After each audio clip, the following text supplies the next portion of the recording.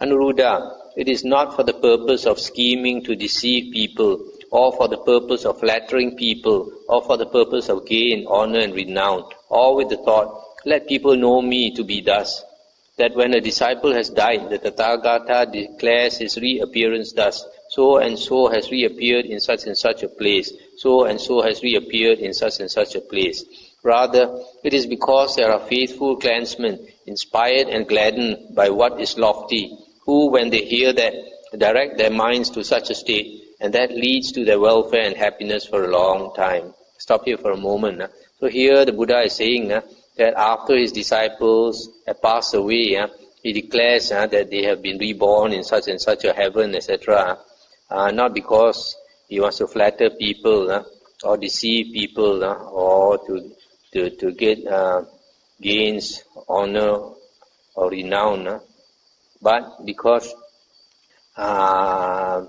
the devotees, when they hear it, faithful clansmen, they will be inspired and gladdened, and they will direct their minds to such a state, and that will lead to their welfare and happiness for a long time. In other words, when they hear of the Buddha's disciples having attained certain stages or reborn in certain places, and then they are inspired to follow the same way. But only the Buddha has this capability of stating his disciples has attained to such and such a state.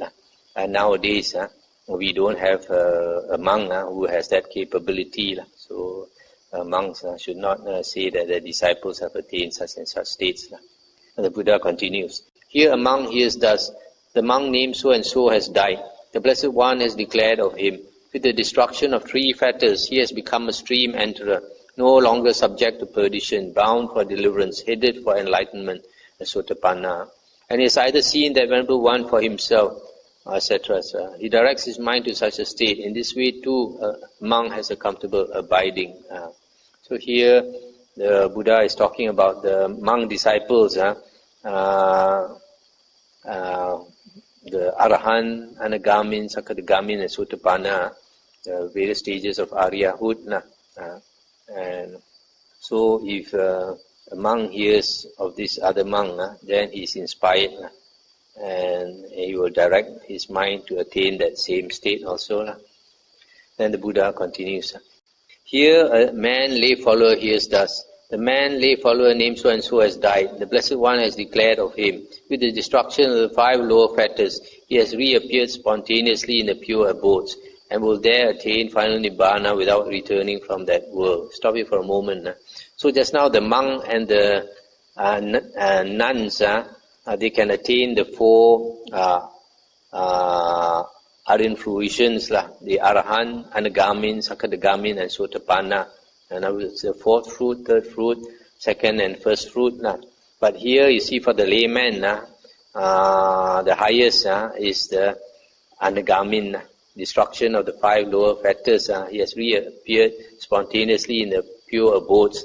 That refers to the Anagamin. So the layman follower generally cannot become an Arahant. And then similarly for the layman, hears of some other layman who's attained Sakadagamin and Sotapanna, and then he is also inspired to follow that way. And similarly, a woman lay follower hears thus, the woman lay follower named so and so has died.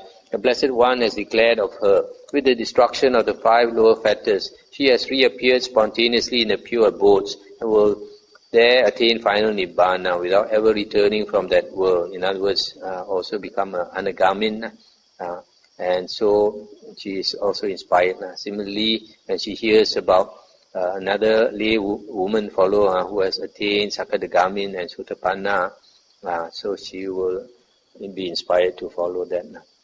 So Anuruddha, it is not for the purpose of scheming to deceive people, or for the purpose of flattering people, or for the purpose of gain, honor and renown, or with the thought, let people know me to be thus, that when the disciple has died, the Tathagata declares his reappearance thus, so and so has reappeared in such a place, and so has reappeared in such and such a place. Rather, it is because they are faithful clansmen, inspired and gladdened by what is lofty, who, when they hear that, direct their minds to such a state, and that leads to their welfare and happiness for a long time. That is what the Blessed One said. The Venerable Anuruddha was satisfied and delighted in the Blessed One's words. So that's the end of the sutta.